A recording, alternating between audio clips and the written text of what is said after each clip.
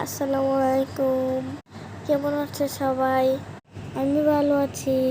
তাই তো আমি ঘুরতে চলে গিয়েছিলাম নানারগঞ্জ সোনারগাঁও জাদুঘর। জাদুঘরে প্রবেশ করে দেখলাম প্রাচীনকাল অনেক নিদর্শন, অনেক শিল্প। দেখে মনে হচ্ছিল বাস্তব চিত্র। আমি আমার আব্বুর সাথে সব ঘুরে দেখছিলাম। সাথে আমার মামাতো ভাইও ছিল, ও সবকিছু দেখছিল। সেখানে ছিল কাঠের হরিণ আর নৌকা, অনেক কারুশিল্প, কাঠের তৈরি শিল্প, কাঠের তৈরি ঘর, কাঠের সিন্দুক আর নানা ধরনের জিনিস।